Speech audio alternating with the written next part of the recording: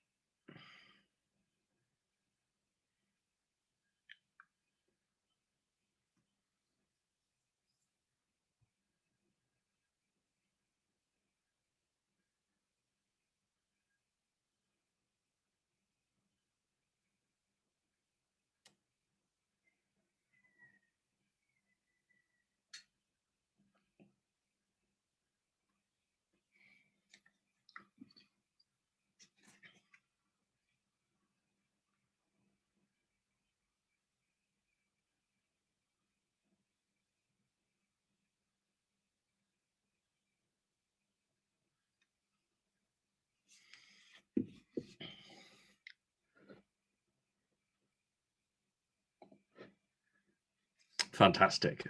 So as I said a moment ago, thank you all for joining me today.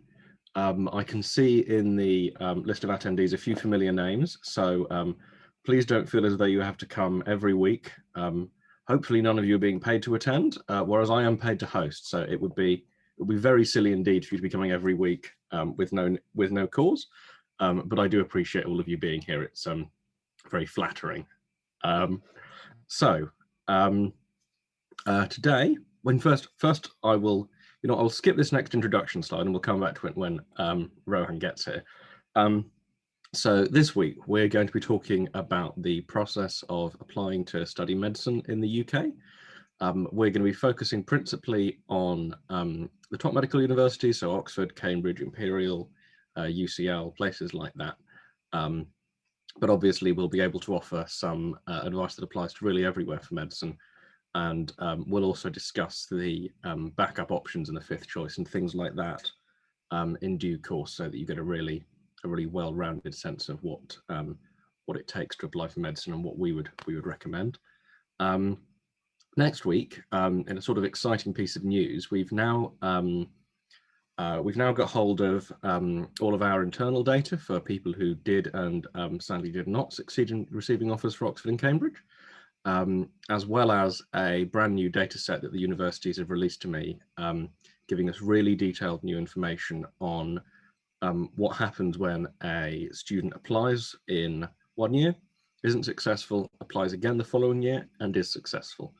And so for those of you who are interested in applying to Oxford or Cambridge, or who have applied without success, as was the case for myself nearly 15 years ago now, that's what we're going to be talking about next week, and that's a really interesting topic, and we're going to be bringing some never before seen information to the surface that I've been able to get hold of. So that's quite exciting.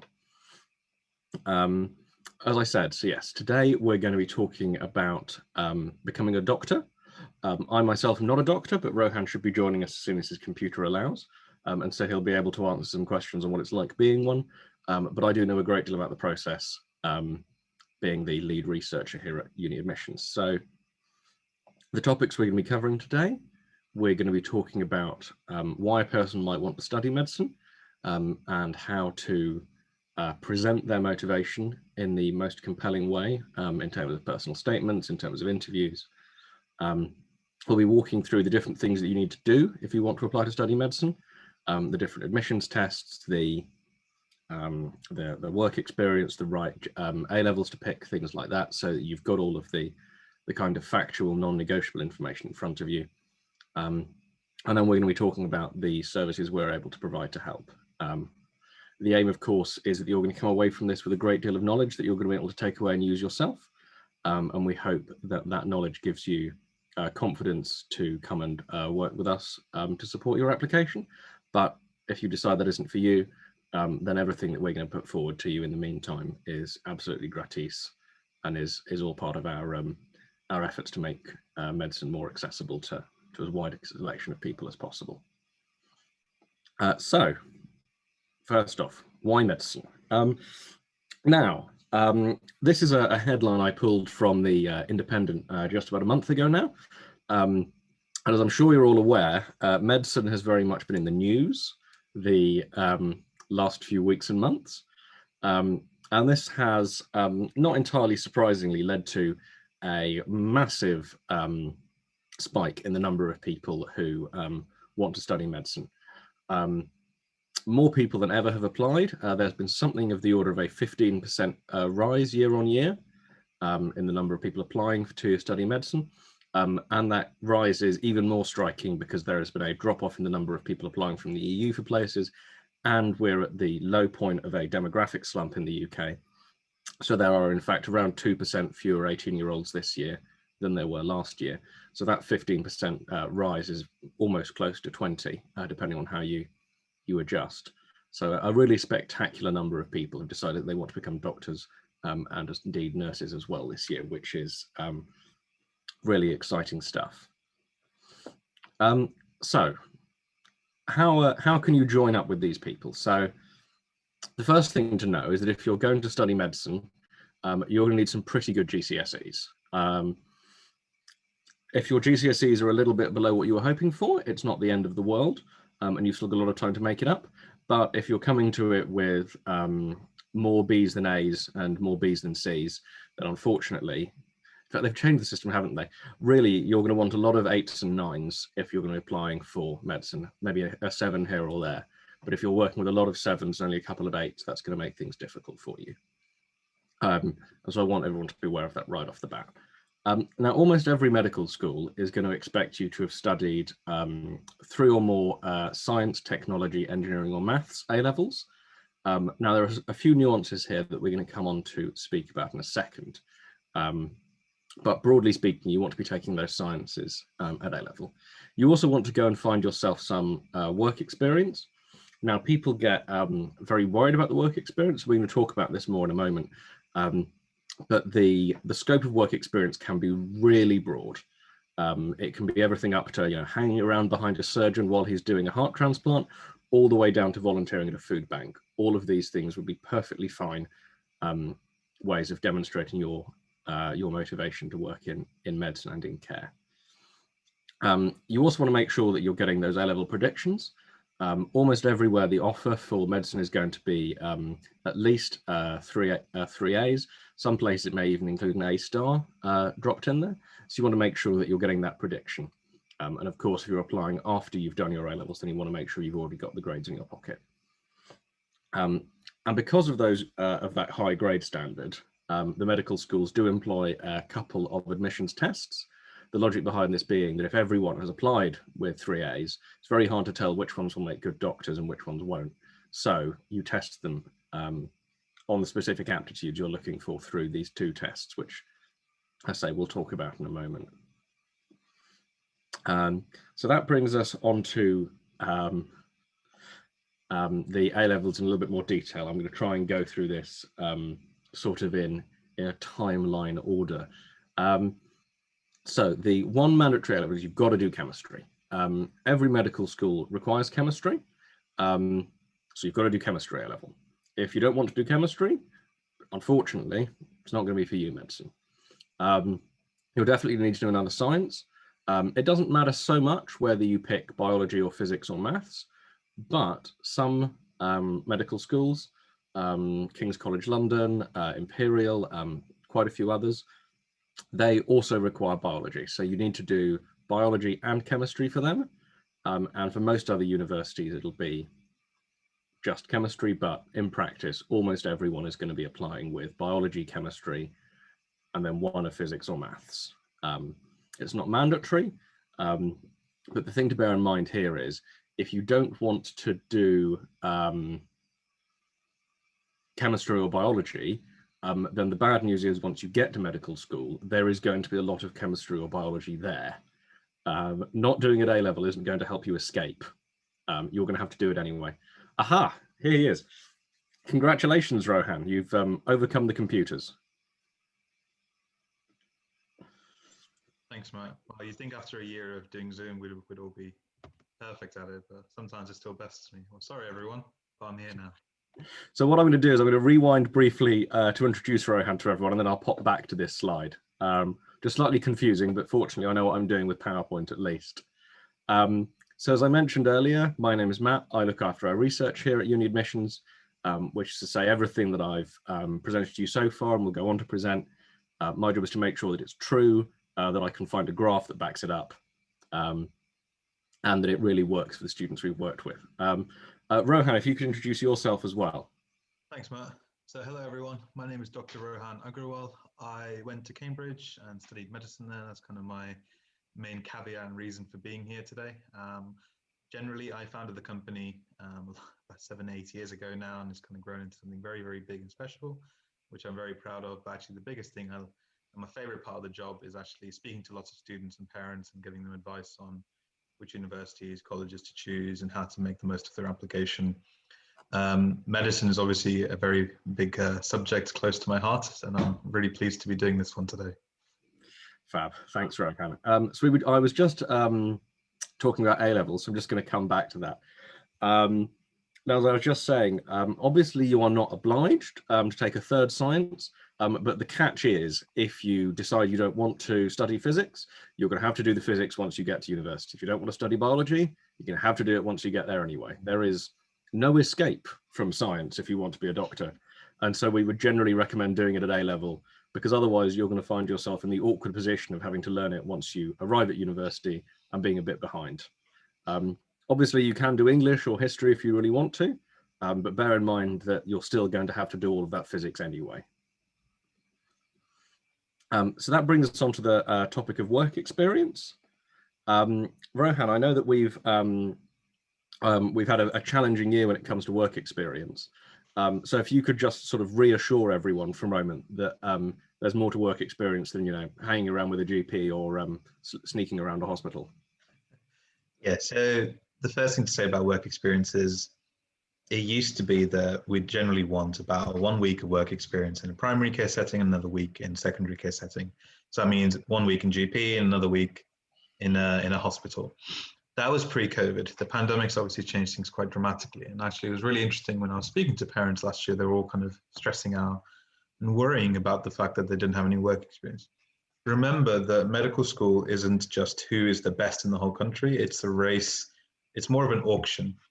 By that I mean you just have to be in the top 10, top 20, or top 100 and so on. So if you don't have work experience and hundreds and thousands of people do, then that's a problem. But as is the case now, you don't have work experience and most other people don't have work experience. Actually, you're not at a significant disadvantage. Now, obviously, there are things we can do as individuals to counteract that. So some of the things are such as doing remote work experience or watching work experience related videos. And there's lots and lots of these online courses available completely for free, which, you know, students should be doing. So yes, whilst it's important to have some work experience, it's by no means necessary as much as it used to be before. The other thing is universities and medical schools are a lot more sympathetic to this now. So actually, if you look at the official medical schools council guidance, they actually state that work experience shouldn't be a kind of key differentiator between choosing students. What universities are really looking for and what the whole point of work experience is essentially to see, do you actually know what you're getting in for? Because medicine is hard, and when it's hard, and it's hard about 80% of the time, there's about 10 to 20% of the time when it's not too bad. But actually, once you're in the NHS, it's actually quite hard work, and they want to make sure that people who get in are mentally resilient and they know exactly what they're getting in for, which is why work experience is a really good way, because until you've been in the front lines of the NHS, you don't quite know what you're getting into. So when you're applying, please don't think of work experience as a tick in the box exercise, and don't stress out if you don't have any. think of it as an opportunity to learn and actually make the correct decision, because I know so many people who went into medicine without kind of the correct work experience background, and then they regretted it. Rohan's absolutely right. I always say the best time to get divorced is before you get married. And similarly, the best time to find out that you don't actually like being a doctor is before you are one. And that's why there's really a range of work experience you can do. Even something as boring as going and working in a food bank is going to tick that box in terms of you discovering if that kind of work in care, in terms of looking after other people, in terms of public service is right for you. And if you hate working in a food bank, you'll quickly discover that you don't want to be a doctor, because the problems people have when they come to see a doctor are much, much grosser than the kind that they have at the food bank.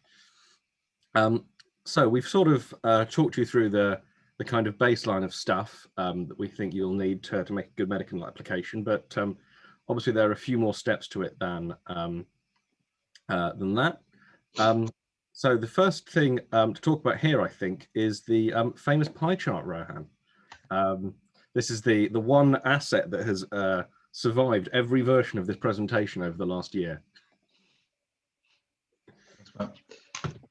Yeah, it's always my job to do this, which sometimes is a real privilege, and other times I'm like, gosh, this is quite a hard gig. So very, very simply, here is a pie chart that shows the component scoring for each component of the admissions testing process.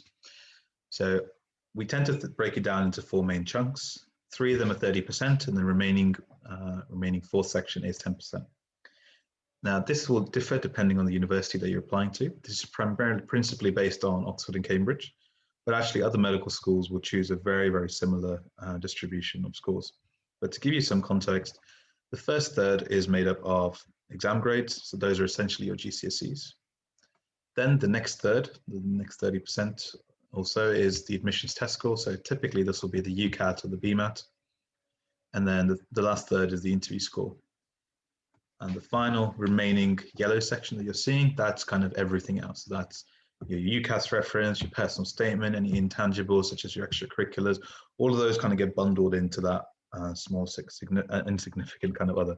This is why, if you come to us stressing about your personal statement, probably the best advice we give to you, if you've done a few drafts, is just to not worry about it too much, because actually, in the grand scheme of things, personal statements don't make a huge difference. Unless you're saying something horridly wrong in your personal statement, it's not a big problem. Now, the caveat to this pie chart is it does differ on certain universities. For example, if you're applying to King's, if you don't have a certain UCAT score, so generally last year was about 720, forget about even getting an interview. So King's will shortlist very aggressively. If you're applying for other medical schools like Birmingham, if you don't have high GCSEs, then again, forget about it. So there are certain caveats and nuances that we have to go into, but in general, this is a really, really good starting point. Thanks, Rohan. Those nuances are a really good opportunity to get us in touch with us directly, because all of these and how much they affect you will depend on your personal circumstances, what you've been doing today, where you are in the process, things like that. So to build a little bit on what Rohan said there about admissions tests, there are 2 admissions tests for medicine that are used in the UK. The first is the BMAT, the Biomedical Admissions Test. This is what Oxford and Cambridge use, as well as Imperial, Leeds, UCL, and a couple of others. It's a 2-hour exam in a kind of classic exam style. Traditionally, it's on paper. Last year, it was on computers, and it was a disaster. So there is very little chance of it being on computers again this year, I suspect. And there are 2 opportunities to sit the BMAT. You can either do it before you decide where you're going to apply in September, or you can do it after you've put in your application in November. Now, a couple of universities, I believe, including Oxford, are a little bit funny about this and will insist that you do the November date, but it's worth looking into yourself, because all of this is still subject to changes. It's at least 6 months away from these exam dates, and these things could shift around a little bit, not least whether it's on a computer or not. Now, the BMAT is different from the UCAT in that it does test you on specific scientific knowledge. So as well as the kind of verbal reasoning and the mathematical reasoning, it'll also have a fairly substantial section on physics, chemistry, and biology. And that's something that we really work hard to prepare students for. There's nothing worse than getting in there when you haven't done physics at A level, and you're confronted with a physics problem that is trivially easy from a math standpoint, but you can't remember the formula. Yeah, and Very. actually, I'm sure this will come up, Matt, but probably the best thing I can advise to someone who's starting their BMAT revision, hasn't already done so, is to go through your physics, because it just tends to be the weakest section by far, because most people don't take physics at A level who are applying for medicine, and then they essentially regret it when it comes to the BMAT. So please, please, please get a formula sheet. There's one on the UniAdmissions website. There's one in our books, but wherever you find it, make sure you've got these formulas down, because as Matt says, otherwise you're losing easy marks. Yeah, because the maths itself will honestly not be difficult. The problem will be understanding the problem and remembering the formula. There is really nothing beyond GCSE maths on the BMAT.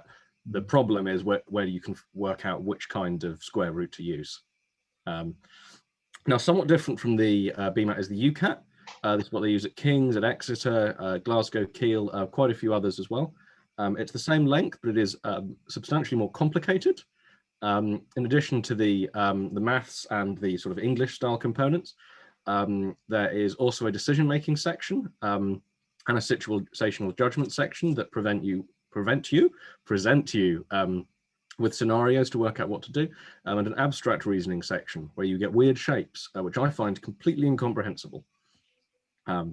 The other thing to say is that the UCAT is based on is all run on computers, and there will be a pool of hundreds of UCAT questions that are more or less randomly assigned to you when you start the exam.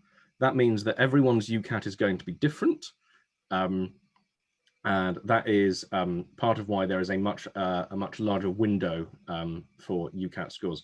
I'm double checking right now on the UCAT site, and they don't appear to have confirmed the test dates for this year, but it is not. You're normally able to do the UCAT right the way through from June until September, right, Rohan? So it depends on the exact part of the world you're in. So if you're in Australia, it's pretty much only from July until August. If you're in the UK, it just starts a little bit later in July and then carries on all the way until the first few days of October. Last year, they actually started it in August because of obviously COVID and everything was up in the air. I suspect they'll go back to a similar sitting this year, especially as the vaccine starts kicking in. That. Yeah. The thing to say is that the UCAT is weird. It is unlike in certain parts anything you'll have done at school, and so it really does benefit from preparing well in advance. There is definitely nothing quite like the abstract reasoning section that you would have encountered at school. There is no class on knowing what kind of shape is like what kind of other shape, so it really helps to revise. And this goes for all admissions tests. Sorry, Rohan. Just to use this as an example. So this is a piece of research I spent a long time on late last year. So one of the nice things we're able to get hold of are the score distributions for different admissions tests. So this is the BMAT from this current cycle, and this shows you all of the different scores that people are getting. So over here at the 9, that's what happens if you get 100% of the 32 questions right, 32 out of 32. And down here at the left, you have the situation where you only get 2 or 3 right. There's no 0 that you can get in the BMAT because there are 32 multiple choice questions and there are 5 possible answers to each. It's almost impossible to get 0. It's actually harder to get 0 than it is to get 100%. But what you can see here, because each of these columns represents one extra correct answer, that the difference between an average score and someone who's applying to UCL, that may only be 2 correct answers. And the difference between being an average applicant to UCL and being the kind of applicant that gets in, that's another 2 or 3 correct answers. So the difference that your performance in these tests can make is absolutely massive. And so being prepared ahead of time and knowing what you're doing can make such a difference. I don't know if you have anything to add on that one, Rohan. I'm sure I've shown you this graph before. You did a look of horror and... No, I think, this is a really, really good example of, we're not trying to, when we work with students, we're not trying to change the world with them. It's just making very small improvements, and actually even a single mark or 2 can actually push them up into a new decile or a new quartile, which actually has big implications. And, when we were talking about the UCAT manual, love of abstract reasoning. So I absolutely hated that section when I took it. But actually, just because I practiced it so much, I felt like I was at one point looking into the matrix. But, I did really well in that section, but I almost got 4 marks. having started at basically doing very, very poorly, well below average. So it just goes to show that practice can make perfect in these tests, but it really does require to be focused practice. Yeah, and as this graph shows, the impact is really measurable in a way that is helpful when it comes to making sure that you stay motivated. So if you've got through the admissions tests, next you've got the interview to worry about. Now, most places are running on the basis of what are called MMIs now. Oxford and Cambridge are, as ever, a little different. We'll come on to them in a second. But most places work on the basis of an MMI, which is a series of multiple mini interviews. There may be as many as 10 of these, and each of them will be a different little interview topic.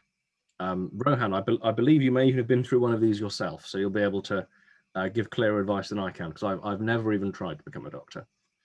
MMIs are very similar to what essentially you'll carry on having in your medical career. So things like, they're called something called OSCEs, which is an observed simulated clinical encounter.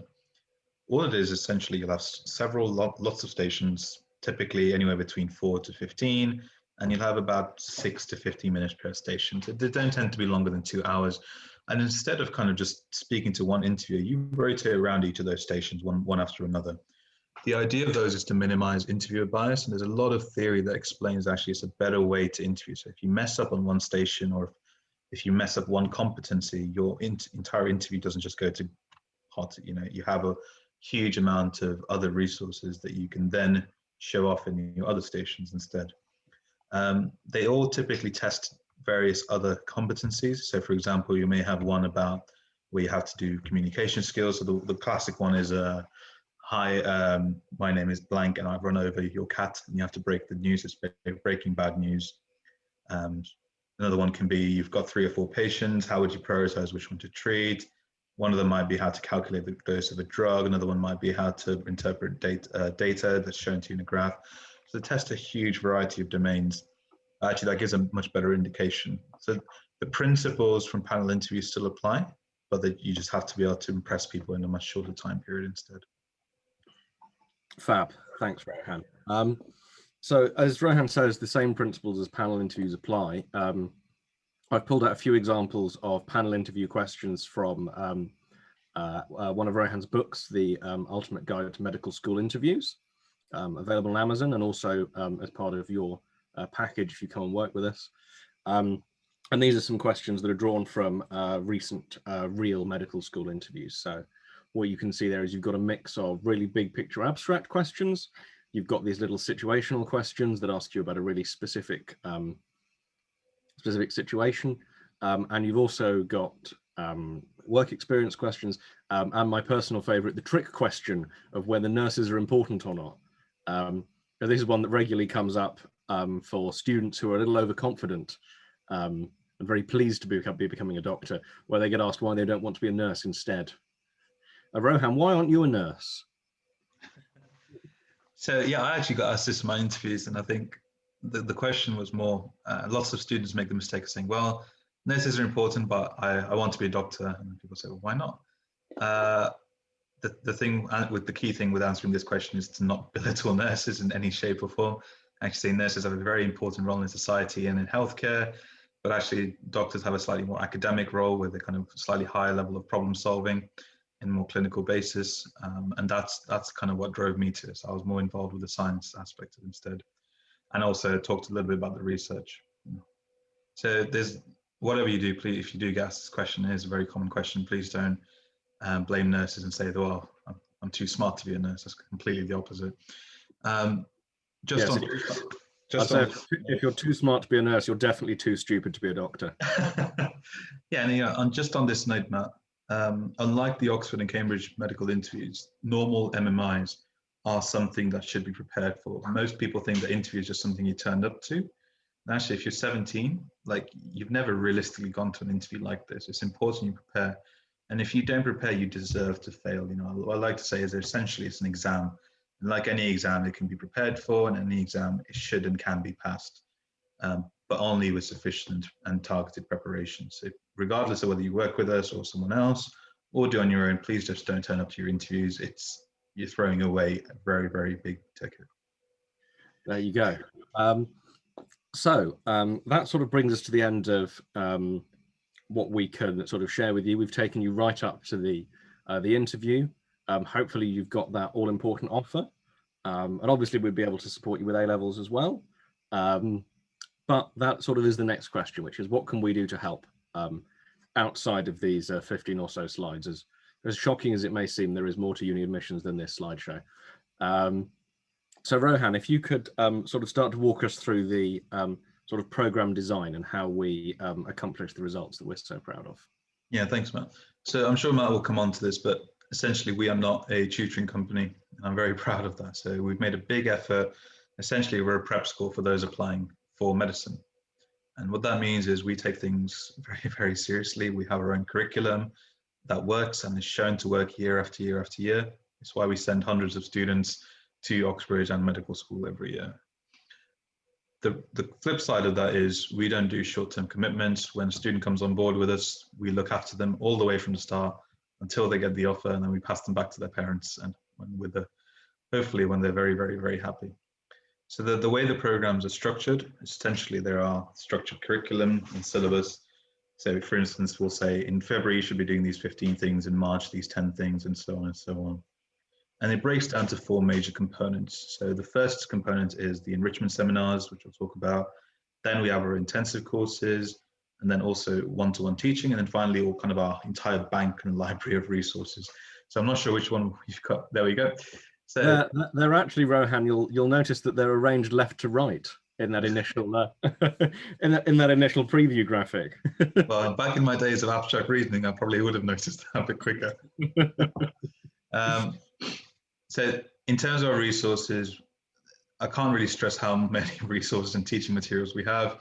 Generally, we say about 200 hours of study, 200 to 250 hours is what we require for a successful medical application. A significant chunk of that goes on to research and to working with our resources. So those are our textbooks. So you'll get about 6 or 7 very large textbooks coming your way, hundreds of admissions test questions. We've got our own online platforms, online videos. So essentially it's everything you really need to put in a willing application or just self-study. That's kind of one of the quarters of one of the 4 components of the program. So Rohan mentioned the online platforms. So I have a little video clip of this. Now I'm not going to force Rohan to do this because I've re-edited the video clip a couple of weeks ago and it runs quite fast. So Rohan won't be ready. So this is the preparation portal. Hopefully you can see the video running. So it comes in 3 sections: learn, revise, and simulate. So in the learn section, you can go through and learn all of the relevant curriculum for each admissions test. We're looking at the advanced maths section here, which is relevant to engineering exams. So once you've learned it, you can revise it. So you pick out the type of question you want to practice. And you'll be presented with an absolutely huge bank of questions that will test you in the exact same format as the test would be.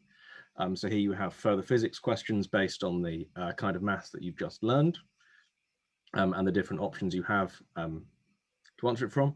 And as well as these practice questions, we also have all of the past papers for the relevant exams. So this is the ENGAR, the Cambridge Physics exam. And so you're able to go through all of the past papers and test yourself against the real thing. So if you want to know how well you would do in the real test, the best way you can do that is practice the old tests. And if you're scoring great in the old tests, chances are you'll do well in the real thing. But the preparation portal provides everything you need from the maths through the practice right up until doing those past and mock papers to really hone your skills. You see what I mean about the video being too fast, Rohan? Yeah, I like it. It's much snappier. So that brings us onto enrichment, Rohan, which you hinted at earlier, but I'm going to let you finish off on. So these enrichment seminars are essentially designed to be Oxbridge style tutorials. So essentially we know that students going into medical school interviews will often get asked, what have you read recently, or what field of medicine are you interested in? And often students will have a very superficial understanding. What we like to really do is work on depth of knowledge instead of just breadth of knowledge. And one of the ways we do that is every single week on a Sunday afternoon at 2 p.m. UK time, we'll deliver essentially a 90-minute seminar in a small group to students designed to essentially stretch them beyond what they're learning. So these are these are university level topics, kind of pushed to students around A level. But the idea of these is to really stretch you beyond what you're learning in school. So there'll be topics such as the structure of penicillin, topics such as the philosophy and ethics of medical healing. We've had topics on euthanasia. So they are essentially supercharged syllabi that essentially force you to go beyond your comfort zone. And actually, that's the whole point, is to stretch you beyond what exactly you're learning, so that when an interview asks, what have you read recently, you can go beyond and actually tell them, here are the things I know which no one else does. And there's nothing quite like that. Typically they come with pre-reading and then post homework as well, so it does end up adding quite a lot of work. And of course we'd like our students to attend every single one, but we also recognize that they probably do have a life outside our programs. So we ask that at least they turn into 1 and 2, and yes, they are all recorded online anyway. So there's a huge library you can tap into before your interviews. And again, they're available on our portal. Fab. We also have a clip from one of these, which I'm going to pop on now. We've had good luck with the videos so far, so let's see if it works when there's audio built in. So the aims of these whole enrichment Speak 24, it's supposed to guide you throughout your application with your wider reading. So everyone knows that you have to do wider reading to support your medical application, to sort of demonstrate that you have an insight into medicine. But the other thing that these enrichment supervisions will do is supposed to help you increase your confidence in discussing these different aspects of your wider reading, because that's what you're going to be asked to do at interview. So I think the best place to start building up your confidence is probably on here and talking in this group. And hopefully throughout all of the wider reading that we'll be doing with you, you'll be feeling a bit more prepared for life as a medical student and as a doctor as well. There you go, straight from the horse's mouth. So in addition to the offering that we have that is every week, every weekend, there are also the day courses. So Rohan touched on these briefly. If you'd like to talk about these, and then the one-to-one support, Rohan. Yeah, so essentially the idea of these is that once you're kind of getting close towards 80 to 90% ready for each component of your application, we then give you a final top-up, an intensive 1 day. So for example, we'll do a personal statement course, we'll do an UCAT course, a BMAT course, an interview course, there'll be BMAT booster course. Generally, you're looking at 5 days or so of intense intensive course teaching. As a result of that, you basically finish the day and you're ready to go take that and finish that component up. So you go to the interview course, for example, you'll have several mock interviews, and you get written feedback on top of that. And then you're essentially ready to go and conquer the world, as it were. So they serve as a kind of final crash course before you head into your final bit. Yeah, and alongside all of this more structured work, you've got the one-to-one tuition we're able to provide. This means that you'll be matched with a tutor who can help you focus on your weaknesses, someone who'll really get to know you personally, and someone who's already studying the subject that you're interested in or has recently graduated from that subject, ideally and often at the university that you're aiming at, so that you can really target that preparation with someone who knows it firsthand. And that's in addition to interview preparation that we'll provide with a panel of subject experts who are people who are new to you, just like the real interview will be, as well as that lead tutor, so that you're getting a real range of contact with our experts. Now, I'm sure there are some parents on the call. I haven't checked how many yet. But one question we always have is, what are they doing? Because when I was a teenager, if you would ask me what I was doing, I'd have gone, fine, and walked off. The good news is you can avoid that because we do provide detailed PDF lesson reports after every individual session. Here is an example, which I have, it appears successfully anonymized from one of our successful students earlier this year. And this gives you a taste of the level of detail that the feedback tutors give to both students and parents is. So if you're worried what your child is up to, the good news is even if they don't tell you, we will. And the good news is this does all work. I'm unveiling our new success numbers for this most recent cycle next week, with any luck. But they're not going to change radically from what we achieved last year, which was 63% with our Oxford applications, and I believe over 80 with our medical applications. Really, I should have changed that slide. I'm sorry, everyone. And that compares really flatteringly, even with some of the top schools in the country. So this is a data set taken directly from Oxford's website, looking at the schools that put forward the most applicants to Oxford, and our 63% overshadows even the likes of Eton and Hills Road. And as Rohan says, while we're not a tutoring company and we are very much a prep school, I can reassure you that we are much cheaper as prep schools go than Eton, although we have much less in the way of sports facilities. So that brings us on to the kind of students we like best to work with. Rohan, you spend a lot more time talking to students than I do. So if you could talk to us a little bit about our ideal student. Yeah, so for those of you wondering how on earth we do it, how on earth we get more than 2/3 of our students into these competitive courses in universities, it's a two-factor thing. So one is, of course, we only work with very talented, motivated students. And the second is essentially the program works. It's very rigorous, very structured. But what that means is the student does need to be really committed to working with us. So if I say to a student, one of the questions I often ask them in our consultations is, look, can you commit to 200, 250 hours of study this year? And if there's even a small amount of hesitation, that's generally not a good sign. So what we really look for is obviously academic excellence. That typically means at least 7 grades at A or A star. And obviously predicted 1 A star and 2 A's as a minimum at A level or equivalent in IB. But there's much more than that. There's much more about the subject commitment as well. And so, similarly, getting 3 A stars or even 4 A stars at A level isn't a ticket into Oxford medicine.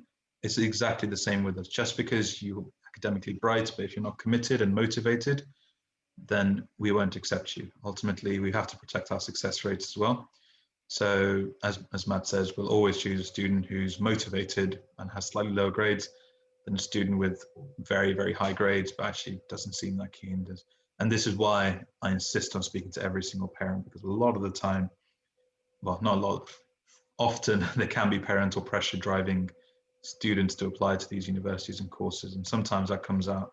We've had a couple of cases, Matt, recently where I've actually kind of had to tell the parent, look, your child doesn't want to apply to be a doctor. And they said, yeah, sure they do. And then actually they've had a frank conversation and come back and said, look, we want to change to engineering instead. And those are good, I mean, I'd much rather have someone going to university, studying what they actually want to, than kind of being pressured into it. Yeah, it is, I can speak from experience, much easier and quicker to make these mistakes when you are 17 than when you are 32. If I'd become the economist I now realize I wanted to be this whole time, who knows what I would have achieved in my life. Not that I'm unhappy with this job, but maybe I would be governor of the Bank of England or something, who can say. Next chancellor, Matt, yeah. Now, as Rohan said, we do expect a lot from our students, and that's why we've put in place what we call the Student Honour Code. It sounds a little bit scary, but it's actually just a really simple learning agreement we put in place with the students we work with, in which we ask them to take responsibility for their learning, to take seriously the resources we provided for them and use them to the best of their ability, and to make sure that they're considerate of the time of our staff and our tutors. So, let us know if you need things rescheduling well in advance. Plan these things ahead. And this is all about making sure that our tutors are able to focus on what they do best, which is teaching. It's an interesting thing that I wasn't expecting when I came to work here. But these very clever, very academic, very astute people, they tend not to be brilliant at paperwork or emails. And so we try really hard not to make that the center of their job. So if we presented with you with a fantastic Cambridge maths PhD student who's going to help you absolutely, destroy the BMAT, we're going to ask that you're really considerate of their time, because they're best at maths, they're not best at admin. And I think, the other thing is we don't want to help students who are going to get to Cambridge and then crash hard because they don't have that parental support. So we want to build independent thinkers who don't mess their supervisors around when they get into Cambridge either, because that's not a good recipe for success either. Is if everything's done for you and handed to you on a silver plate, that's not a good long-term recipe. So we don't spoon feed children. We kind of expect them to do their end, and this is kind of probably the first contract I suppose I'll ever sign. Contract makes it sound very scary, but it holds them to account, and it works really well as a result. Fab. The good news is it's not just that success rate we mentioned earlier, but people do have nice things to say about us on Trustpilot. If you've enjoyed this webinar, please do mention it on Trustpilot, so that I can sort of rise up the internal rankings of who's the most popular on Trustpilot. It's very important to me. And you can read what other customers have had to say, what they've liked, what they've felt we could improve.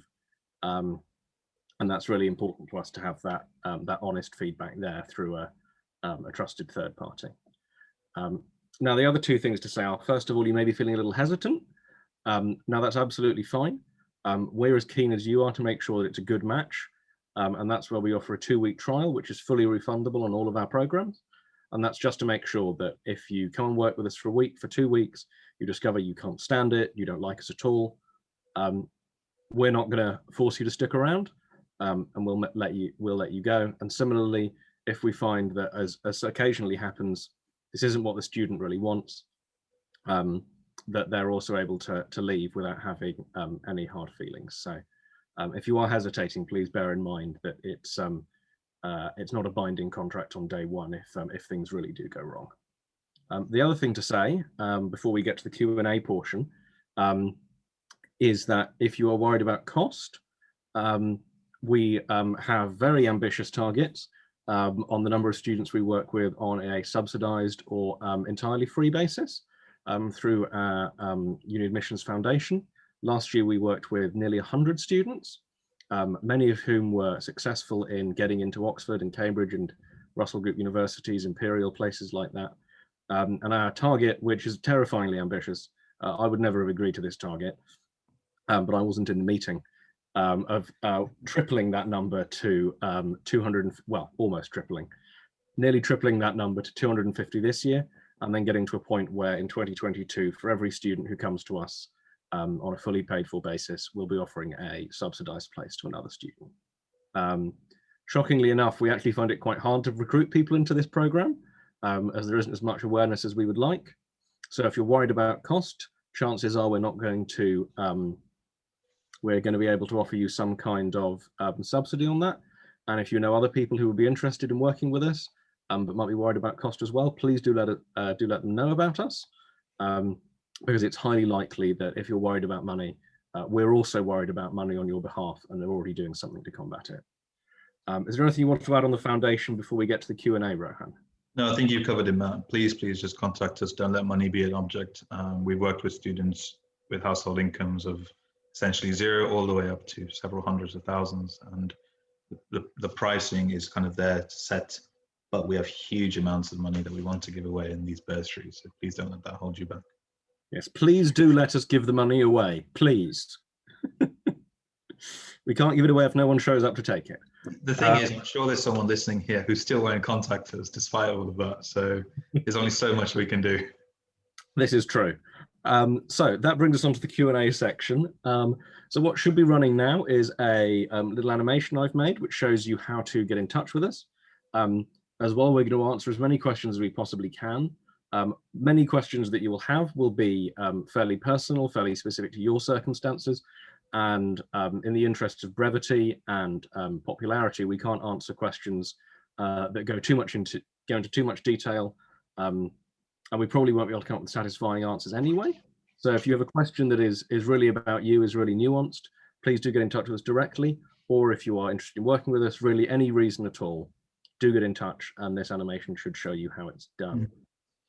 Now we're all said, it's very hard for us to tell whether, often we'll get questions like, which university should I apply to? And actually the answer to that is, I've got another 15 questions I need to ask you. So it's quite difficult to be able to give a textual based answer on the very limited information. So this consultation allows us to go through that. And then also, if you want to discuss one of our programs, we're very happy to do so. If you just want some advice, then again, we're very happy to do so. And we go to great efforts to do this, because it allows us to actually give proper advice rather than kind of just being a forum effectively. Fab. Thanks, Rohan. So I'm also going to introduce, we're joined today by Safia, who is, well, Safia, why don't you tell them? You're the expert on yourself, I don't doubt. Oh no, hi, I'm Safia. I'm a third year medical student at Barts in London. So that's my first mostly clinical year in hospitals most of the time, which is quite exciting. And I'm also a tutor with UniAdmissions, and I'm happy to answer any questions you might have. There you go. A medical student can help with. Well, I did consider just having Rohan this week, but the difficulty is that Rohan hasn't been in medical school for a little while now, and so it's always helpful to have someone with more recent experience and experience outside of the Oxbridge context, so that we can tackle the full range of questions. So to start off with, Hanifa asks, if you had bad GCSEs but extenuating circumstances and good A levels, would that be okay for medicine? Rohan, you're the expert on all these scoring questions. Where do you think that would go? Sorry, Matt, you cut out briefly for me. I'm sorry. Bad GCSEs with extenuating circumstances with good A levels. So I guess the question there is, what if your A levels are better than your GCSEs? Yeah, so in one of those, it unfortunately depends on the university, which I know is not particularly helpful, but you are best advised to contact the university directly. And literally, they have admissions officers who are paid to answer these questions day in and day out. Each university will treat extenuating circumstances very slightly differently. So we've helped students who essentially didn't take their GCSEs or did so badly that they effectively use. And we've helped them get into Oxford for engineering in the past. We've helped them get into medicine at other universities. So, but it really depends on your exact circumstances. So yes, it's possible, but without knowing a great deal more and the universities you're applying for, it's not really possible to say if it's a yes or no right now. Fab. We've got a couple of questions about admissions tests that I'm going to look at.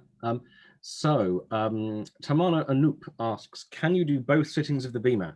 So the bad news is the questions are the same in both sittings of the BMAT. So sadly, you are not allowed to do both, because the second time you would already know what the questions were.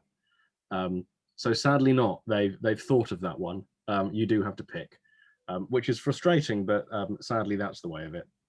It does mean we get the past papers for the BMAT though, so it is a little bit easier to revise for than the UCAT on that basis.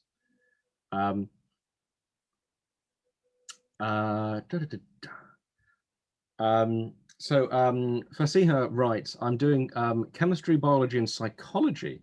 Would I be disadvantaged applying because I don't do physics or maths? Safia, do you know much about the mix of A-levels people at Barts have done? Do you know anyone who's done a psychology A-level? I didn't know there was a psychology A-level. It's a long time since A-levels. I'm so sorry, my internet cut out, so I just heard my name and you asked me a question. I have none of. Oh, this is a problem for everyone. I'm going to have to switch. Let me see if I can find the question. situation. I heard you, Matt, so I think it might have been a Sophia's end. Oh, okay. But yes, Fasiha is doing chemistry, biology and psychology. Is that a mix of A-levels that you've come across from students and medical students and students working with us? No, I haven't, but I don't see why it would be an issue if you've got biology and chemistry. I know people who did biology, chemistry, English, biology, chemistry, history, who are at medical school. So for a lot of medical schools, I don't see why that combination would be an issue. Psychology sounds quite interesting to me. I haven't personally come across that combination, but that doesn't mean it doesn't exist. Now, Rohan, any thoughts? Yeah, I had friends who did psychology, biology and chemistry, and they did fine at med school, so it's definitely possible. There you go, should be fine. As we mentioned earlier, it doesn't mean that you're going to get out of doing the physics portion of the BMAT, so do make sure that you know how to do the physics. But as we said, the maths in the physics section of the BMAT is not particularly taxing. It's a case of knowing the formulas and knowing how to apply them. Of the three science sections, I'd say the physics is the easiest one to learn, in that while editing one of our BMAT books, I have more or less learned the physics. I have not learned the biology. I suspect I'm never going to know that now. So we've got a couple of related questions from Puvanshi and from Alyssa, asking when is the best time to start preparing for the BMAT and the UCAT? And Alyssa is aiming for the top 10%, which is an admirable aim. So if Rohan, if you can give us kind of your take on that, because I know we've put a lot of time and research into sort of when is the best moment. So of course the answer is it depends on where you're starting from. So if you're already taken the UCAT BMAT and you did particularly well in the last year and you're a reapplicant, then actually probably a few weeks will be sufficient for your purposes just to get back into the swing of things. If you're in the common position where you're in year 12 going into year 13 and you're looking to take the BMAT over the UCAT over the summer and the BMAT in autumn, generally for the top performers, and again there are exceptions, but generally the top performers, we recommend they start at least 12 months before. Now, of course, it's possible, especially now the schools have been closed or reduced, that you can do a lot of catch up, particularly over the summer. But particularly in the UCAT, these are soft skills, and soft skills take a long time to improve.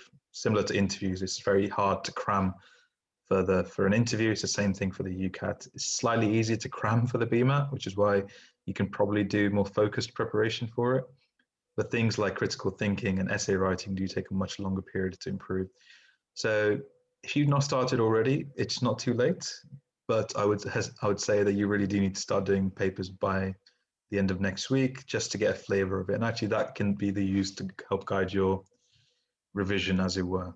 In terms of how long do you need to be in the top 10%, again, it depends a huge amount on your academic ability. Assuming you have to remember, if you've got, say, 9.99s at GCSE, you'll intrinsically be in the top 10% already. But we're not trying to get you to the top 10% nationally. We're trying to get you to the top 10% of a very able cohort. So you essentially have to do something that the 90% aren't doing. The vast majority will start their preparation in over the summer, in June, July, August. So you do need to be doing it much, much earlier to kind of be in that top percentile. There you go. I did not revise my admissions test at all when I applied to Oxford, and I did not get in. Well, the interesting thing is sometimes when students join us at the correct time, which I think is about at the start of year 11, we actually make them set the BMAT and UCAT a year early, just so they go through the process and they understand what it's like.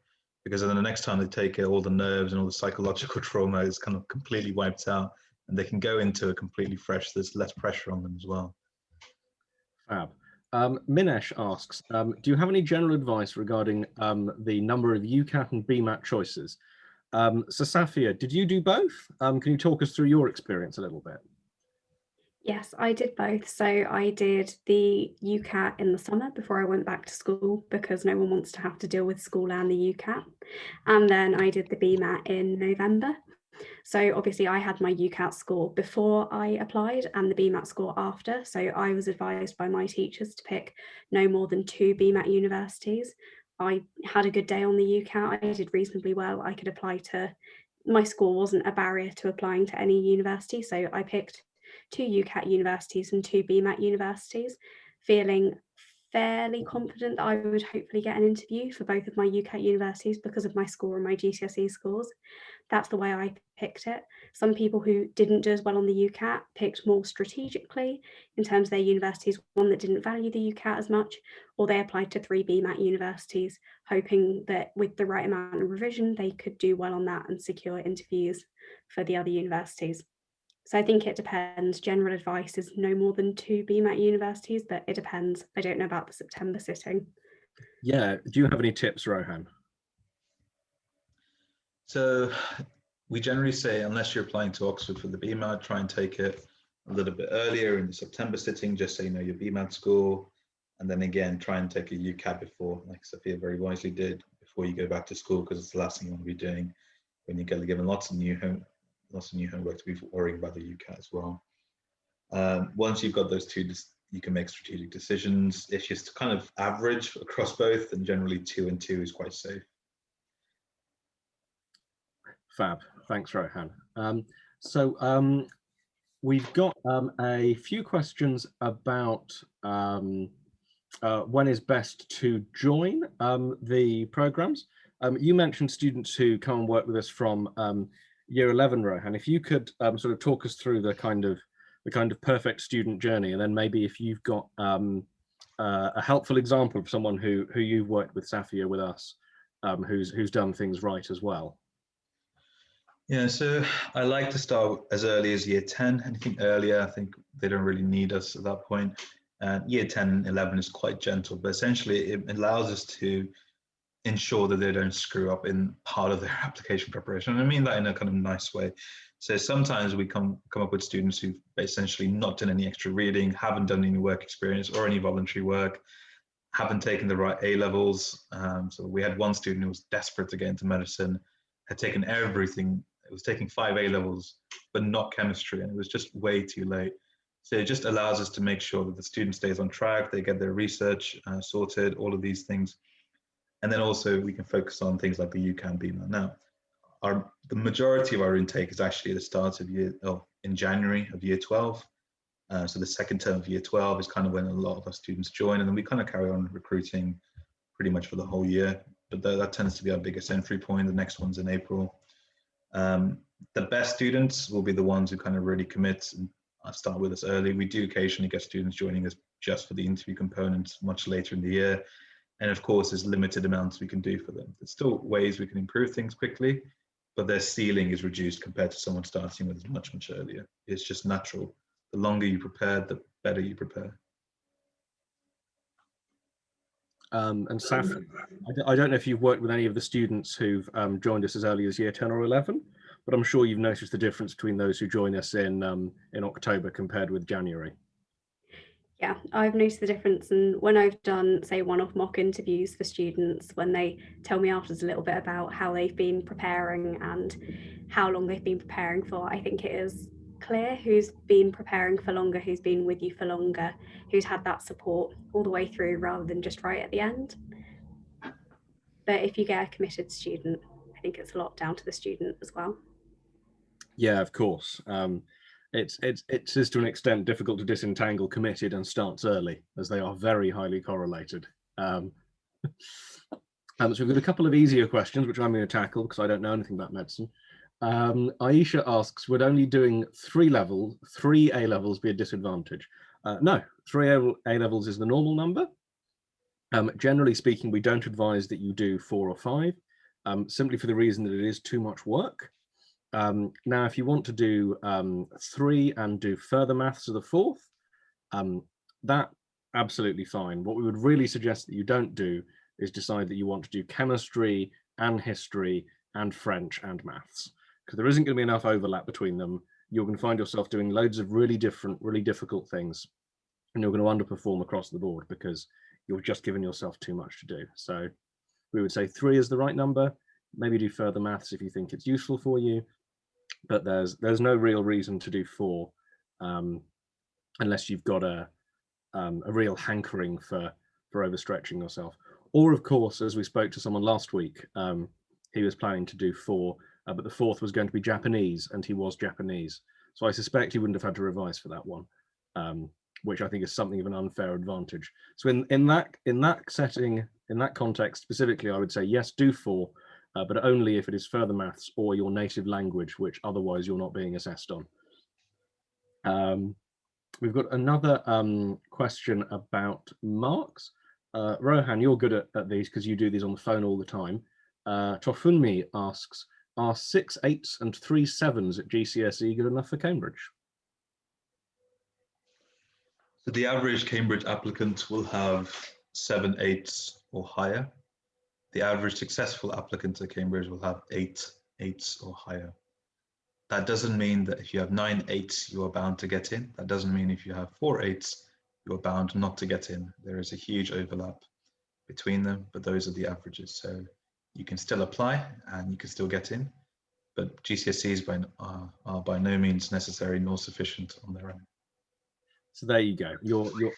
I would say if that average Rohan suggests is correct, which it is because I calculated it, you're there maybe 3-4% below the average, and that's absolutely fine.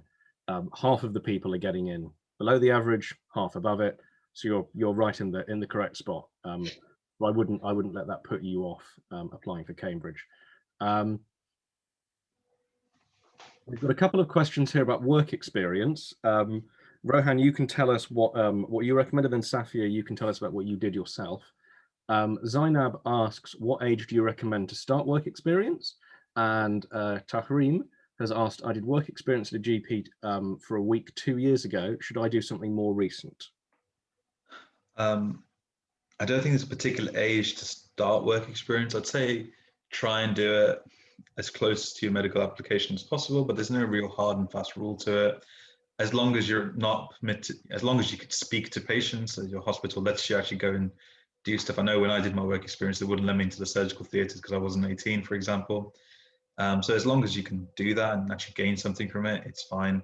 Similarly, for the 2-year thing, I think that should be okay, but it's always better just to get a little bit more as a refresher because things probably have changed quite a lot in hospitals post COVID. So, and it shows commitment because if I was the admissions tutor, when I've interviewed at Cambridge in the past and we've had candidates who presented with old work experience, we've just queried, well, why didn't you get work experience slightly more recently now? If the answer is COVID, then that's fine. But if the answer is something else, then that just needs to be elaborated on why.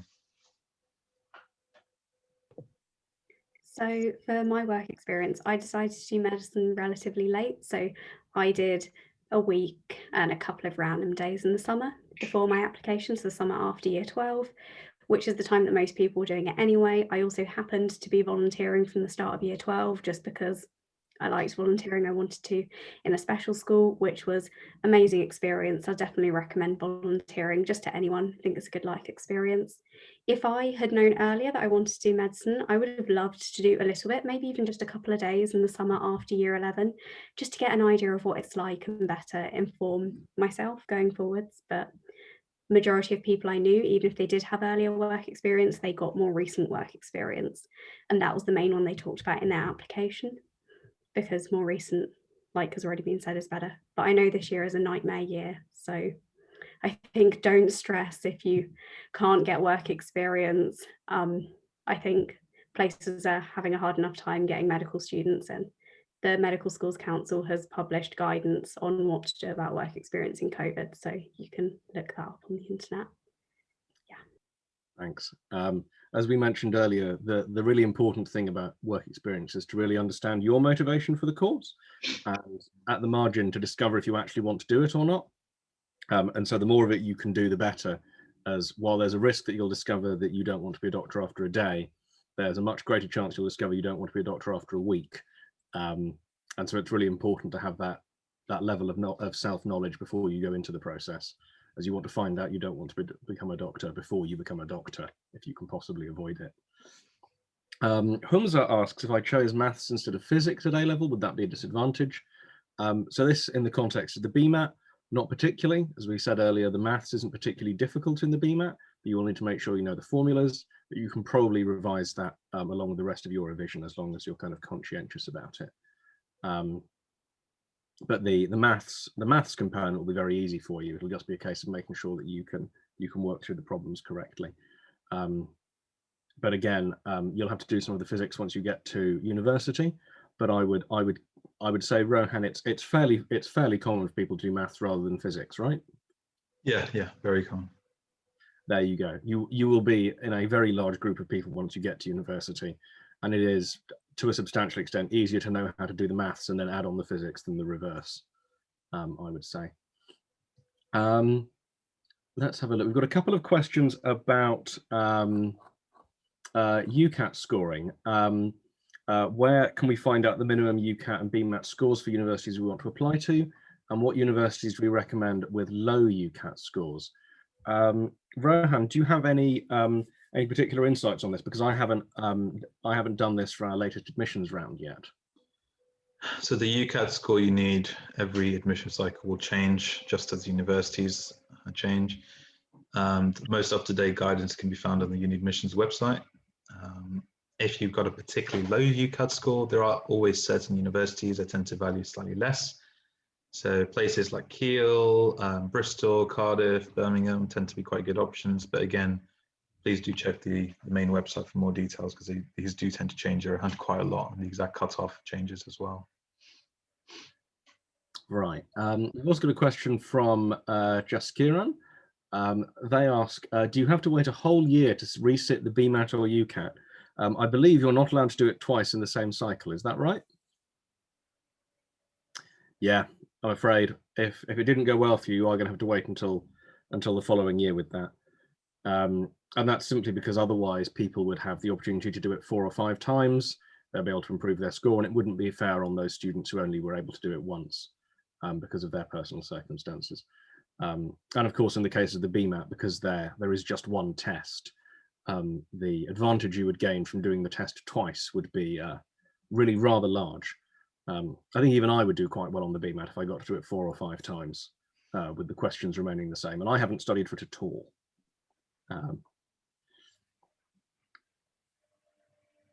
So you've got a couple of questions on the subject of work experience still.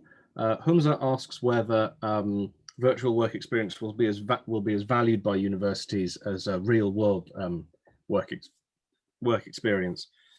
Safia, you mentioned that the Medical Schools Council has produced guidance on this. Can you sort of clear this up for Humza? Yeah, I'll actually find the link and put it in the chat in a minute after I answer this. So at the moment, I think, yes, it's not clear. Obviously, if you have practical work experience, you'll be more immersed in it. But there are a couple of ones that are endorsed by the Medical Schools Council that are free. So there's Brighton and Sussex Medical School Virtual Work Experience, which is apparently quite good. I've not done it myself. It guides you through sort of different scenarios, different medical things, makes you do a lot of tasks, which is helpful. And there's Observe GP by the Royal College of GPs, which is something to do with GP. Again, I haven't done it. So I know that those are recommended, but obviously if you have practical experience, that would be amazing as well. But they're appreciative that it might be hard or even impossible to get work experience. I mean, you couldn't do it last year, you might not be able to do it this year. So no one's going to hold it against you if you can't. I think that's fair to say. Rohan? Yeah, no, I would pretty much echo what Sophia said, to be honest. Fab, thank you very much. I'm just picking up a couple of questions in the chat. Andrada has a really specific question about Romania. This is a really good example of when it helps to get in touch with us directly, because it'll take me a little bit of time to look up how the Romanian exam system works, what different universities think about it, questions of that kind. So please do get in touch directly with us by booking a consultation. You can see the animation appears to have paused, which it does occasionally, which is annoying. But please do get in touch with us directly so that we can come up with a clear and thorough answer for you. But I have pulled out the link to the Oxford website as well, which I've sent to you through the chat, Andrada. But please do get in touch directly so that we can sort of tailor our support to your circumstances. Right, so we then have Winston Mock asks about doing economics as a 4th A-level when applying to study medicine. Rohan, I mean, we've touched a little bit on 4th A-levels already. Do you have anything to add on that subject? Don't do them, basically. Unless you're applying for a very specific college at Cambridge, there is very little advantage to doing a 4th A-level, apart from academic curiosity, of course. You're much better off getting 3 A stars than 2 A stars and 2 A's.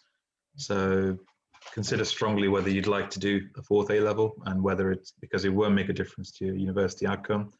If it's purely for your academic curiosity, then by all means, but make sure that you will get 4 A stars. If there's any chance you won't get 3 A stars as a minimum, then please don't do it. On the subject of economics, it's a reasonable A-level to take. I won't really disadvantage or advantage you in any shape or form in medicine. Fab. We've had another question about international students. So it will depend where you are. There are some qualifications that Oxford and Cambridge are perfectly happy with. As are other UK medical schools, there are some qualifications they do not care for. It really is done on a country-by-country basis. So the best thing to do is to visit the relevant websites. The Oxford website is particularly good and clear on this.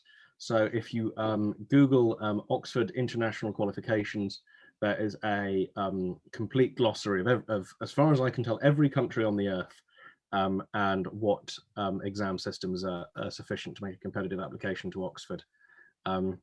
I'm sure other universities have a similar directory available, but the Oxford one is particularly clear and user-friendly, so I'd recommend looking at that as a starting point. Again, this is where it really helps to speak to us directly, particularly if you're finding yourself in the position where you might have to take A-levels through the British Council or another body in your country. And it really helps to be well organised with the help of some professional support if you're going to do that. We've got a few questions about the foundation, Rohan. Can you tell us a little bit more about that? Because we touched on it briefly earlier. Yeah, so essentially, if your household income is below a certain threshold, which tends to be around 20 to 30,000, depending on where exactly you're living, and you meet certain other criteria, such as, for example, you qualify for free school meals, you're in receipt of something called Educational Maintenance Allowance, or EMA, then essentially what we'll do is we'll provide all of our support completely for free. So, and our aim is eventually in 2022, which is not far away now, is to have for every one student that pays for our services to have another one completely for free. Last year, the thing that stopped us from being able to service more students wasn't actually that we didn't have enough capacity, it was actually that enough people didn't apply. So something that we do promote. So please, if you're not sure about exact circumstances and income, we'll be able to assess pretty quickly whether you qualify or not. Fab, thanks, Rohan. Alex Simpson asks if we can clarify about the BMAT questions being the same in September and November. Quite literally, they are the same questions. It is the same exam. They just print it out again. There are no differences between the questions in September and November. This is why it's so important that no one reveals what the questions are in September, and why you can't do it twice, because then you would know what the answers were, because you would already have seen the questions. It is literally the same exam. I believe that's correct, right? No one's arguing with me. Good. So that's what we mean. There we go. We've got a question about EPQs. They hadn't invented EPQs when I was at school, because I'm 500 years old, and Rohan is 499 years old. Safia, you're young and exciting. Tell us about the EPQ, which they've invented since I was at school. So I did an EPQ. I really liked it. I think if nothing else, you gain a lot of important skills on independent working, setting your own deadlines, and you get to look into something that you're genuinely interested in, which may not come up in your A-level syllabus. In terms of will it help your application, I know at school they say, oh, take an EPQ, because if you do well in your EPQ, they might drop one of your grades in the offer, like make it slightly lower. That's definitely not going to happen for medicine, but like you say, if it's something related to medicine, you could put it in your personal statement. But it's all about how you write about it. If you just say, I did an EPQ in this, that's not necessarily going to help you.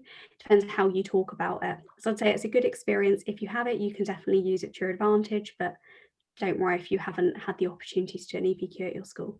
I'd say do it. I enjoyed it. Just do it for the enjoyment as well. Fab. Rohan, we have a question about revision guides. Mariam asks, what revision guides do you recommend for the UCAT and BMAT? Rohan, do you know anything about revision guides for the UCAT and BMAT? I have to think hard. So we've written our own UCAT and BMAT books. They're available on Amazon. And of course, if you're considering enrolling on our programs, you'll get copies of them, plus lots of other UCAT and BMAT resources are reserved for students on our programs. But if you're looking for something quick, then Amazon's the best place to get started. They're called the Ultimate BMAT or Ultimate UCAT Guides. Yeah, all you need to do, I've just double checked, is go to Amazon, type in BMAT, and they're right there in the middle of the list, with their beautiful blue covers that I redesigned last year. So you can get those really easily, and they are excellent fun. The BMAT book in particular, which I had the pleasure of editing, is not only A4 but 600 pages long and extremely heavy. So if you are lucky enough to get hold of it, you will be able to really feel the effort that went into it, because it weighs nearly 2 kilos. It's a hell of a book. And available, of course, free if you come and join us on one of our programs. So staying on the subject of preparation resources, Rohan, Mohammed asks, How do we ensure the quality of questions in our resources, particularly for the UCAT, where we don't have access to the past papers? You're right, we don't have access to the past papers because they don't get released, but we do have access to a huge amount of official resources that essentially are on the UKCAT website. So we do cross-reference them. All our questions are then effectively they're on our platform, so students can leave feedback behind, and then they're checked and rechecked every year. And I know Matt's it's not probably one of your favorite tasks, Matt, but I do remember you going through them in great detail along with some of our tutors to make sure they're high quality. Yeah, and we do invite all of our students who do the UCAT each year to provide us with their feedback as well on top of that. Rohan keeps threatening me with me having to do the UCAT at some point as a kind of QA exercise, but I don't really want to. But I expect I won't get out of it this year because I've now foolishly reminded him and it's only 3 months away. Shouldn't have done. That was a mistake. Ah. I'll just pretend I had an absolute seizure for a few seconds, so shall I? Well, on all seriousness, BMAT in particular, obviously with my medical background, I pretty much wrote the entire BMAT guide. So, and it's gone through several iterations and I revisit every now and then as well. So the questions in there are pretty good. Purvanshi asks, should you start BMAT or UCAT preparation first? Safia, can you tell us a little bit about your personal test prep experiences and what you would do differently now, knowing what you do? You only asked that question because you know what I did for prep. Anyone would think we've done this, but we've done this before. I think we have done this before. So I had a bit of a timing issue in the summer of year 12. I wouldn't recommend that anyone else has a timing issue. I spent 10 days revising for the UCAT, which was obviously not amazing. If I could go back and do it again, I would definitely revise a few months before, learn the techniques, step up my revision slowly, start slow, then step up the amount of hours I was doing each week. But I didn't do that. So I prepared in 10 days, really hit a question bank very, very hard, and somehow ended up in the top 10% on the day when I came out of the UCAT. I thought they'd printed out my score wrong because it was nothing like what I'd been getting on the official UCAT website, like whole mock test. It was quite a lot higher. So I was very, very shocked and asked them if they printed out the wrong score. So I think I would like to say that I was very lucky on the day. I would not do that again. For the BMAT, I started maybe a month, maybe 2 months before. I did all the practice papers, marked them, went back and revised different bits of the syllabus that I wasn't so sure on. Had a very nice teacher who marked some of my BMAT essays. So that was better, but I would definitely revise for both for longer and learn the techniques for the UCAT, because now that I know how you're meant to do it, I think I could have done a lot better and saved myself a lot of stress. Yeah, Rohan, what is our current recommendation on the kind of best time to start, and which should you start first? Which was Purvanshi's specific question, which we've drifted away from a little. Definitely start the UCAT first. You'll be sitting it earlier. I mean, I suppose theoretically it's possible to sit the UCAT later because you could do the September BMAT and then do like a very late September UCAT, but generally most people don't do that. So do the UCAT first and the BMAT. Again, months, if not a year plus, kind of. And when I say a year, I don't mean 2 hours a day on the BMAT. I mean that would just be way too much. But actually, just getting familiar with the test itself can be a huge help. And again, if you have the opportunity, if anyone here is in year 11, then please take the opportunity to take the UCAT BMAT this year in advance, just so you get a flavor of what the tests are like, so that when you're walking in next time, it's not the first time you're going in. The other weird thing, which we've not really talked about, is the fact that the UCAT takes place in the same place where you take your driver's theory test, which I found very surreal experience.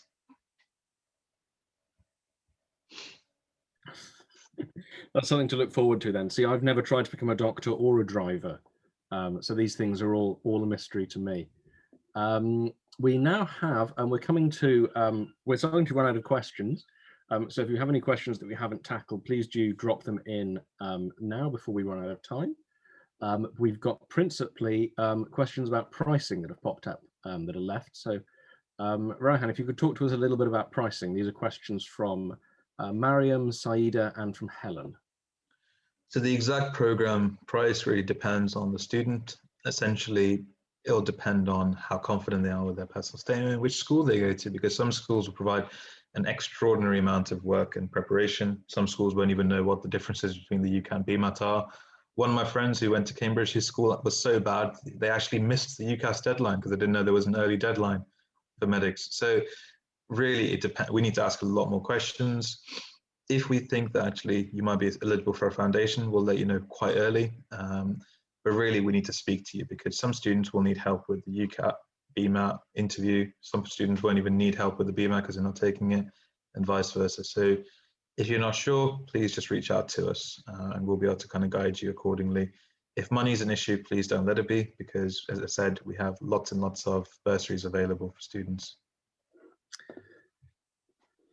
Thanks, Rohan. Yeah. That's it. It's really nice to see the range of students we work with through the foundation. They tend to be my favourites because I'm difficult, but it's something we're really proud of being able to do to the extent that we are. And so we would urge you to get in touch whether you think you can afford to work with us or not, because chances are if you're worried about it, then we're also worried, and it's something that we can do something about. That looks like we are running out of questions there.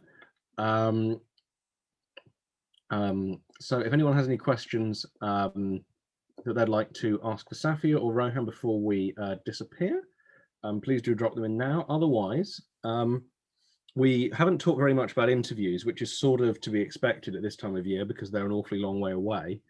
Could you tell us a little bit about your interview experiences, Safia? I believe it's an MMI at Barts, right? It's actually still a panel at Barts. So when I did mine, I had 3 panels and 1 MMI. I don't actually know what I like better. I kind of enjoyed them all. So should I run through quickly the differences between them? Please, and give us a taste of your personal experience, because that's what you can do that I very much can't. Sure. So MMI is structured like an OSCE, which is one of the exams you do in medical school, where you have different stations testing your communication or clinical skills. It's kind of structured like that. So an MMI will typically have between 5 and 10 stations, depending on the medical school, where they ask you different questions and test different skills in each station. I had that at King's. It was quite interesting. Some of them you might be given a graph to describe, you might be asked why you want to do medicine, or you might have what seems to be a completely random communication task. That's quite fun. I quite liked that you could reset after each station. If you had a bad station, you go into the next one. It's a completely different person. They don't know you. It's a fresh start. I liked that.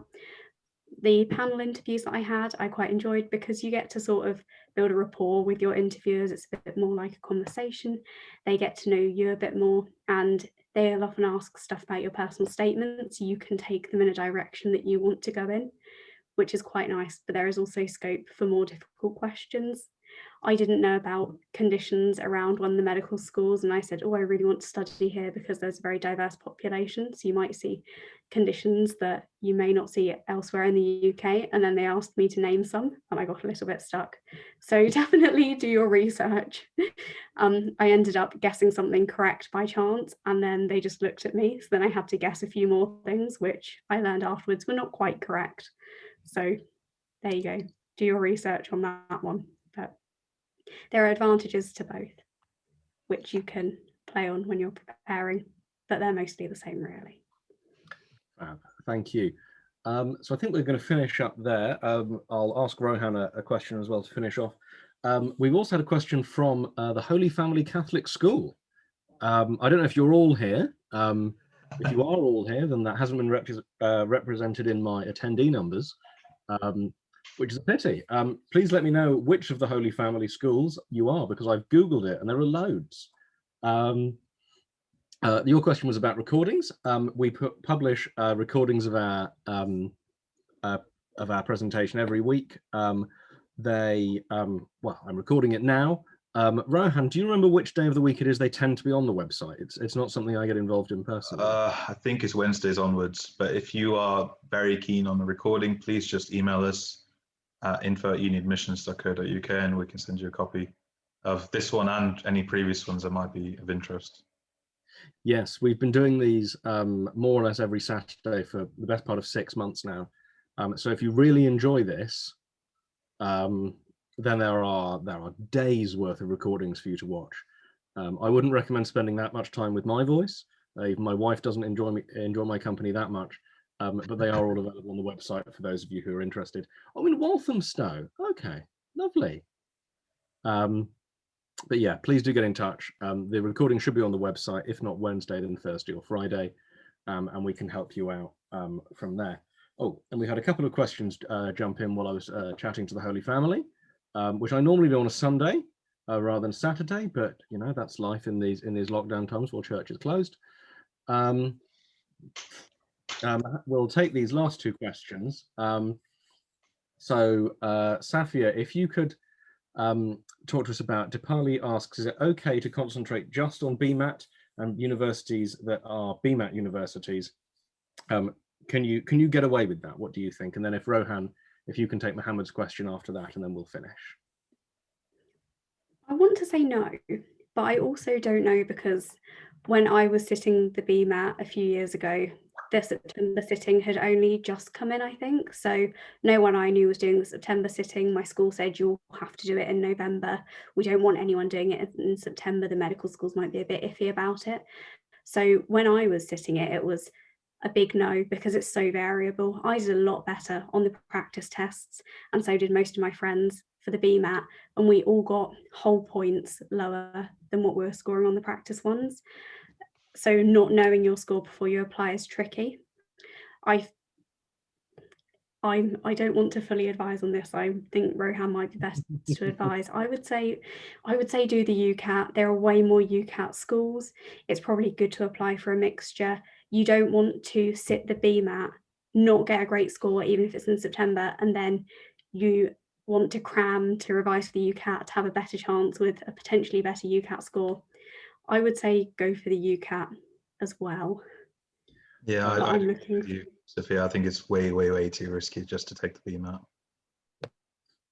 Yeah, you're putting a lot of eggs in that one basket with the BMAT, and as you say, the gap between a good and a bad and a great BMAT score can be a matter of 3 or 4 correct answers either way, and that's a lot to gamble on something where the things might not come up, or you might just have a bad day. You might have an argument with your boyfriend, someone might run over your cat.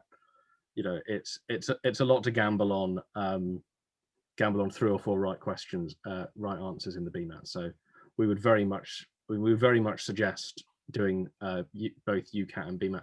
In fact, Rohan, I believe we generally advise 2 BMATs, 2 UCATs, and keep the 5th choice in reserve in case you don't get any offers, right?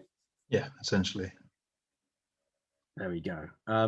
And so just finally today, before I say thank you and goodbye to everyone, Mohammed asks if he was to join the course now, I guess tomorrow, how much would there be for him to catch up on? Is it too late?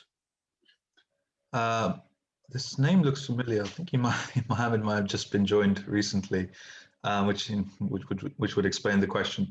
It's not too late. Essentially, you're looking at we do about 15 to 20 hours of work every month. So essentially, you're behind by about 30 to 40 hours. It's not something that is too late to catch up on. And of course, a lot of that is optional work. It's just what we want an ideal applicant to be like. So yes, there's stuff you've missed out, but no, it's not insurmountable, and no, it's not essential or necessary. But again, what we try and do is work with applicants to provide a top application experience. So there's the work you can do, the more of that you can finish, the greater your application will be. Yeah, what we find is there's a very clear, fairly linear relationship between starting earlier and doing better. March is still, relatively speaking, pretty early. The problems don't really start until August or September. August or September, it is to a substantial extent too late to do anything about your interview performance. And obviously your admissions test may only be weeks away, at which point it really is too late to do anything about your admissions test to a substantial extent. Whereas if you're during in March or April, there's more than enough time for us to get you up to that right level and get you on the right track. So, if you didn't come and join us on the 1st of January, it's not the end of the world. There's still plenty of time. not to mention that that trial, and obviously please do book a consultation with us so that we can work out what the best thing for you is.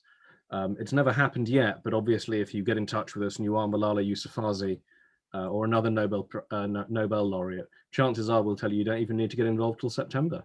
But I suspect that's the exception rather than the rule.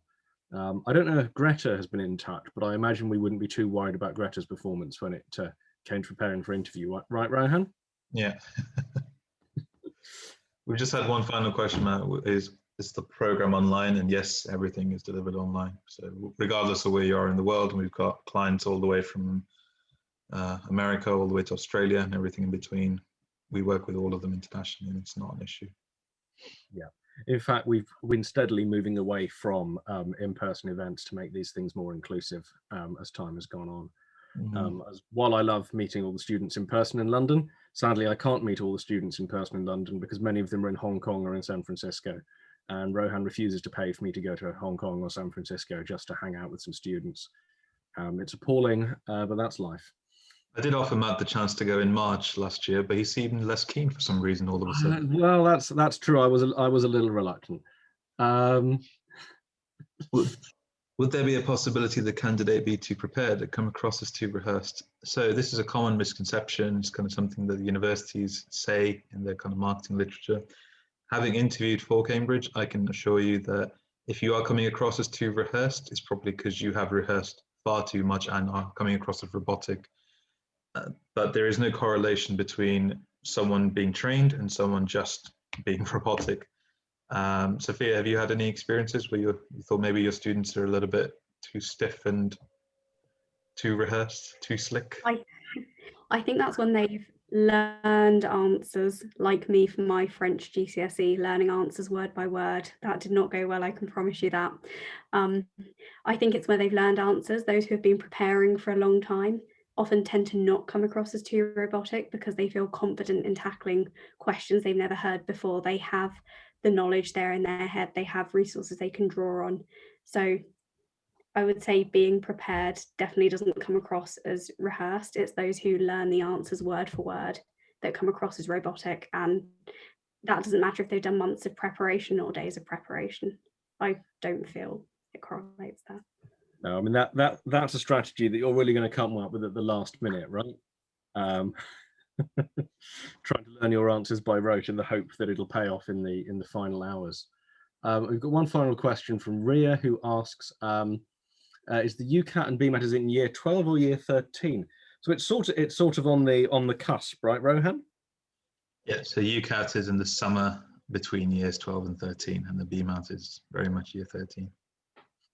So there you go. So that's in, if you're in year 12 right now, then that's the UCAT this June, and then the BMAT in the autumn when you've just started year 13. So that's all we have time for this week, because I have to go and make some delicious food for my wife before she gets home. I'm sure Rohan has important tasks to do for his darling not fiance, but that's a topic for discussion between me and his mother. And I'm sure you have important things to do as well, Safia. But it's been a pleasure to have both of you here. Are there any final thoughts you'd like to leave us with, Safia? I don't think so. Thanks for having me, and hopefully see some of the students soon. That would be lovely. Rohan, any closing thoughts from you?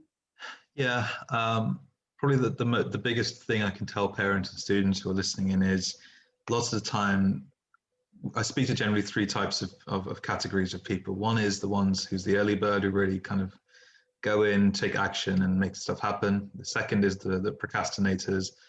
And the third are the kind of people who never really are the pessimists. They'll just say, oh, there's no way I'm going to get in. Unsurprisingly, it's the first category that tend to do well, regardless of your disposition or your like about the company. Please, if you or your child is thinking about medicine, get them started now. You don't need to work with an admissions consultancy to get in. You don't need to send them to a prep school. It certainly helps, I can assure you that. But the worst thing you can do is, I said, essentially kind of wing it and drift through the application process and end up doing everything in October. It's just a recipe for stress. So regardless of whether you work with us or not, please do get started now rather than in October. Fab.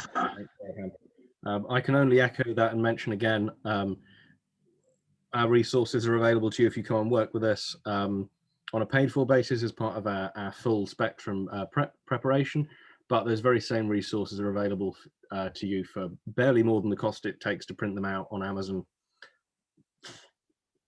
So if you found what you've heard today valuable, if you have been impressed even only a tiny bit by our expertise, please do get in touch directly to consult with us, and at the very least do consider picking up one of the books from Amazon, because they're dead good and it took me ages to take out all of Rohan's spelling mistakes. So all that remains me to say is thank you very much, Safia, for joining us. I'll see you, I presume, sometime maybe in April. We have a couple of blank weeks in April to coincide with the lockdown easing in the UK, so that I'm not doing this on my own while everyone else is out eating ice creams on the first day that it's legal to do that. Much as I enjoy these, I don't enjoy them that much. So we'll hopefully see you, if not in April, then in May. So thank you very much. Thank you to you as well, Rohan. And with that, I will close the presentation and we can all wave goodbye. Thank you and goodbye, everyone. Have a lovely weekend.